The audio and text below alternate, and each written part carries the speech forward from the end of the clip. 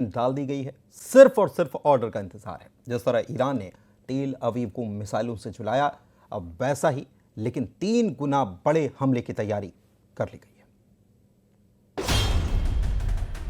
Israel में रेशॉन लेजियान शहर का हाल देखिए। ईरान की मिसाइल यहां ऐसी गिरी कि तस्वीरों में ये गाजा जैसा नजर आ रहा है। ये जगह तेल अवीव से करीब 19 किलोमीटर दक्षिण में है और यहां हुए हमले ने इजराइल को पूरी तरह से झकझोर कर रख दिया। תושבים יקרים, זה בוקר קשה מאוד מאוד מאוד. העיר ראשון לציון, כל מבצע צבאי, הכל היא חלק, ראיתי כבר הכל. ईरान की इन मिसाइलों को रोकने की सबसे बड़ी जिम्मेदारी थार्ड सिस्टम की थी, लेकिन इजराइल को सबसे बड़ी मायूसी भी इसी सिस्टम से मिली। अमेरिका ने इजराइल को एक नहीं दो थार्ड सिस्टम तोहफे में दिए थे।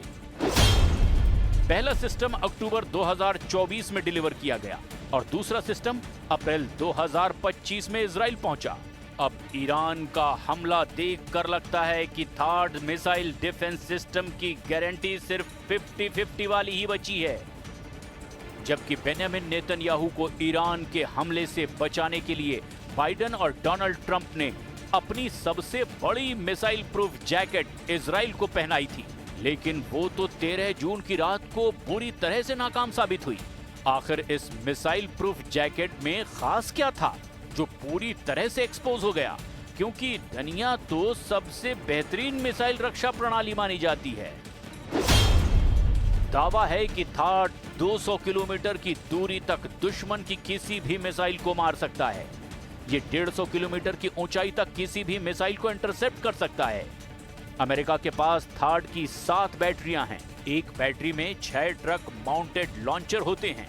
दुश्मन की मिसाइल को रोकने के लिए थर्ड सिस्टम के एक लॉन्चर से एक बार में 8 मिसाइल दागी जा सकती हैं।